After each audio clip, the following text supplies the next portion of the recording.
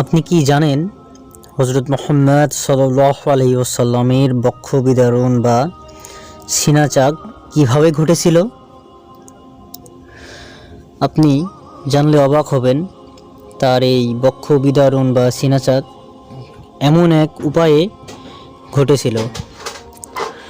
তো চলুন জেনে নেওয়া যাক তার বক্ষ বিদারণ বা সিনাচাক কিভাবে ঘটেছিল। আল্লাহর রাসূল সাল্লাল্লাহু আলাইহি ওয়াসাল্লাম দুধ পানের সময়সীমা অতিক্রান্ত হয়ে যাওয়ার পর শিশু নবী মুহাম্মদ সাল্লাল্লাহু আলাইহি ওয়াসাল্লাম বনু সাদ গোত্রে অবস্থান করতে থাকলেন।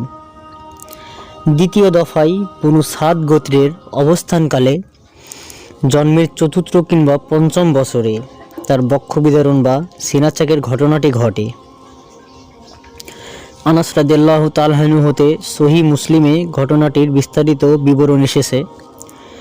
ব্যাপারটি হচ্ছে, একদা শিশু নবী সাল্লাল্লাহু আলাইহি ওয়াসাল্লাম যখন সঙ্গী সাথীদের সাথে খেলাধুলা করছিলেন, এমন সময় জিবরাইল আলাইহিস সালাম সেখানে এসে উপস্থিত হন।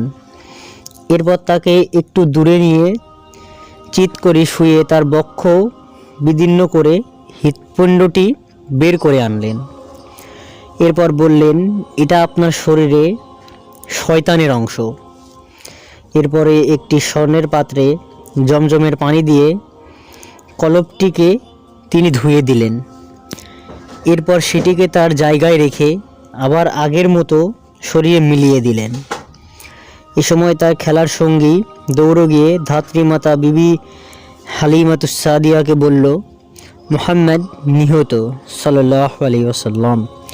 বিবি হালিমা এবং তার স্বামী একথা শুনে অত্যন্ত উদ্বিগ্ন ও অস্থির হয়ে সেখানে গিয়ে উপস্থিত হয়ে মুহাম্মদ সাল্লাল্লাহু আলাইহি ওয়াসাল্লাম মুখমণ্ডল মালিন্য এবং পেরেশানির ভাব লক্ষ্য করলেন। এই অবস্থার মধ্যে তারা তাকে গৃহে এনে তার সেবা যত্ন করতে লাগলেন। এভাবে সম্পূর্ণ হয়েছে আমাদের প্রিয় নবী হযরত মুহাম্মদ সাল্লাল্লাহু আলাইহি ওয়াসাল্লামের সিনাচাক। আল্লাহ আমাদেরকে হযরত মুহাম্মদ সাল্লাল্লাহু আলাইহি ওয়াসাল্লামের জীবনী আরও জানার তৌফিক দিন। আমিন।